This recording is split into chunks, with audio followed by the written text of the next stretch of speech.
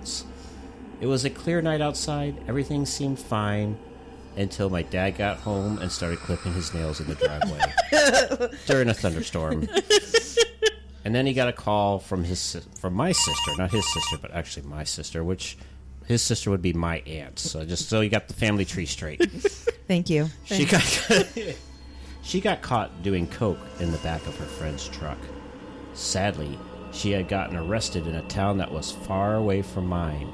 Due to this, my dad would have to drive a long way to check on her. He decided to leave me home alone. My dad had been gone for 2 hours now. It was getting late, but I was still up. Being alone at night wasn't so bad because I had the whole house in my possession. I had just got done using the bathroom and was going to play something on my computer when I heard 3 knocks at the door. I walked towards the door. There's no rush, right? I got to the door, and when I looked through the peephole, I saw something horrifying. It was LeBron James, the ghost of cranberries. Want a Sprite cranberry? I heard the voice yell from the other side of the door. I ran up to my room and locked the door, praying it would keep him out. Suddenly, I heard the front door being broken down. He had gotten in. LeBron James made many noises downstairs, which sounded like more doors being broken down. He was searching the house. He was searching for me. Eventually, I heard footsteps coming up the stairs. LeBron continued to kick more doors down, searching every room.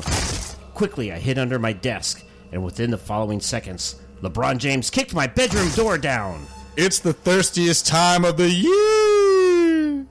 I've checked all the other rooms. Maybe nobody's home. I curled up as much as possible in order to remain hidden from him. Then who did I hear running around?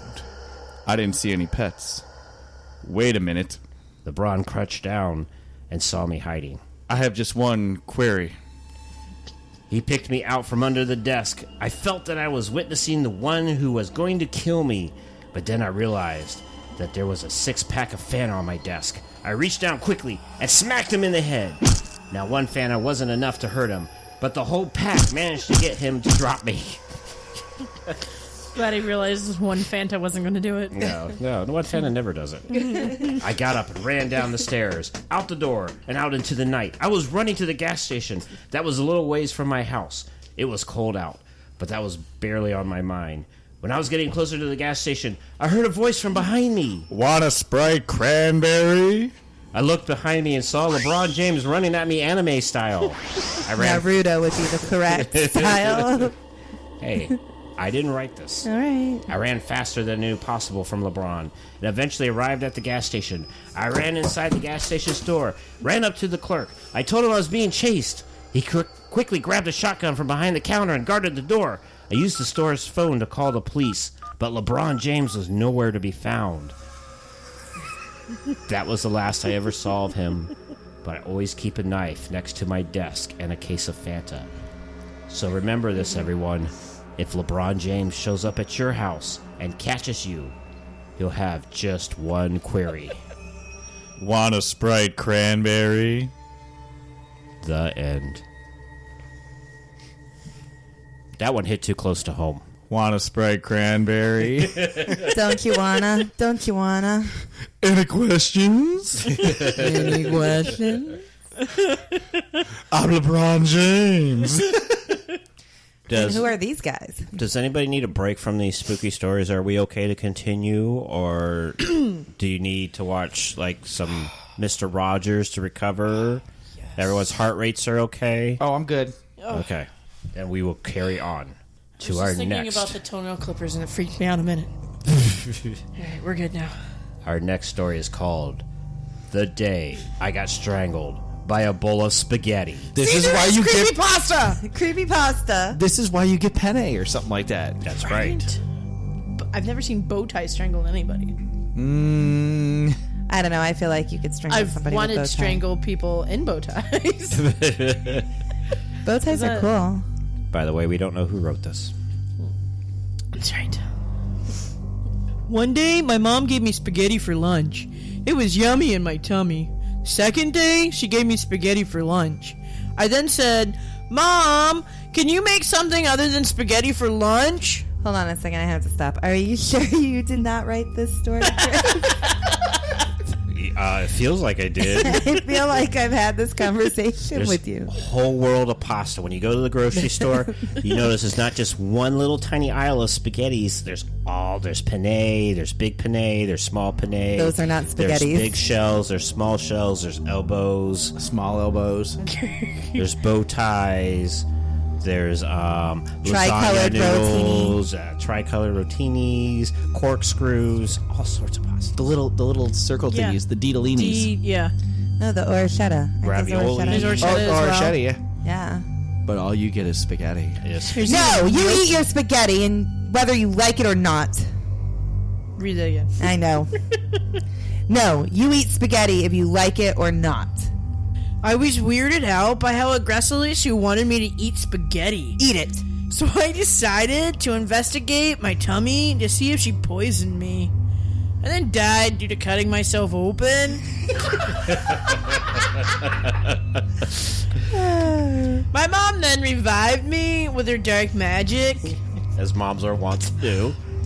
I decided to investigate as she cooked, so I did. I saw her put in a bottle of something. I looked closer and I was horrified. It said child blood. I was about to scream, but I held it in. She also put poison in it, but who cares about that? It was then time for lunch. I did not want to die, so I yeeted the spaghetti across the room. Yeet. Then my mom became Granny from the popular mobile game Granny. I then yelled, "It's not a spaghetti, it's a Greg!" Then the spaghetti became Greg from the hit book series Diary of a Wimpy Kid. Greg then strangled me and yeeted me off a cliff. I'm now a skeleton writing this. My blood was used by my mom for more spaghetti. There were also 4 breakfasts. The end.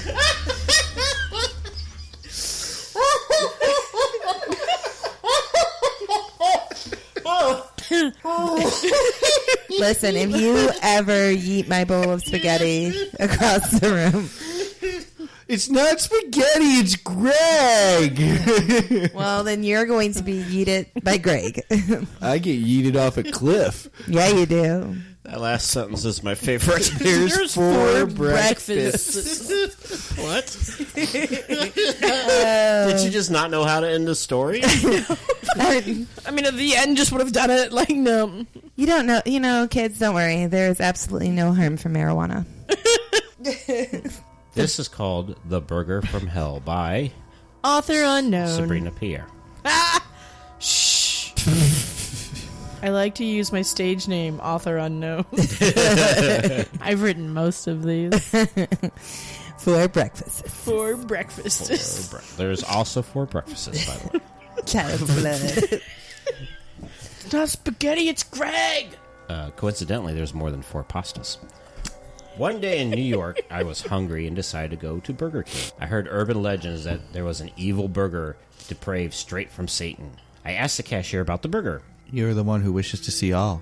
Yes, I answered. For to retrieve the sandwich, you must sacrifice 5 children. I know a guy named Greg. So then I was just walking to the playground and lead some dumb kids into the plains and slaughtered them. Then I brought their bodies back to Burger Kid. So I threw those little kids on the counter. Oof. That will be $4.95, sir. Thank you for coming to Burger King, and have a nice day. So I took my burger filled with Santini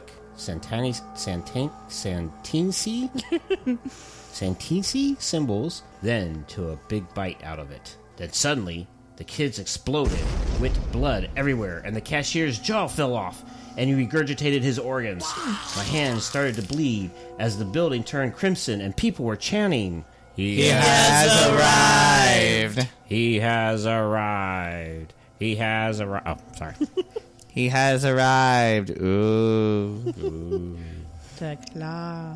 I closed my eyes, and now I'm in an inky black void. I yelled, "Where the heck am I?" Then an eerie and distorted voice said, Welcome to hell. Enjoy your stay. I squint and see an opening. I enter and start walking through a tryophobic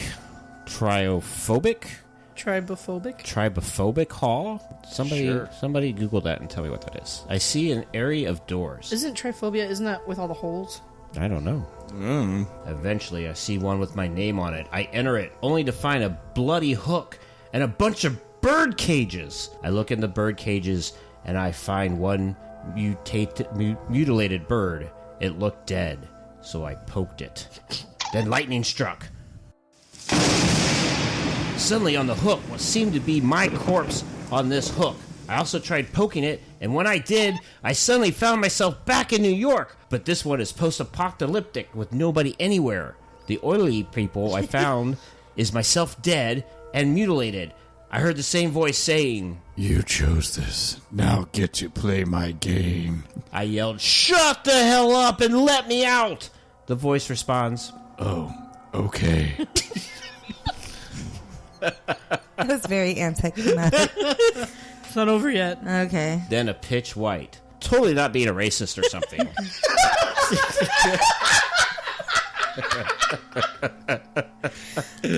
Door appears. When Thank God I it was a walked white through, door. I was in heaven, and this is how I pooped out books with my avocado taco shell. The end. Now it's over. Now it's over. And not being racist about it being over, but it's over. Yeah, because you use that avocado taco shell. Clearly. No, yes. Trypophobia is a irregular pattern of holes and clusters of... Hold on. It's a irregular pattern or clusters of small holes or bumps. Oh, good job, Sabrina. Thanks. Damn it, Sabrina. Well, I just remember... I'm a podcaster, not a doctor. Well, there was a big talk about it, like when they did the American Horror Story. Which with season? All the I don't know. The one with all the holes? The one with all the holes. Oh, I'm Wasn't sorry. that Like a a Shia bee. LaBeouf movie? Yes, it was, and there were a lot of plot holes in it as well. No, I believe the season with all the holes was Roanoke. Because that story made no sense. I didn't see that one. Well, you didn't miss You can it. watch it on I've- Netflix. I know. Not seen most of them. 1984 just started. Yeah, we watched I have the to first watch it. episode. I slept through half of it. I watched one half of it and slept through the other half. Did you watch the whole thing without him? Mm-hmm.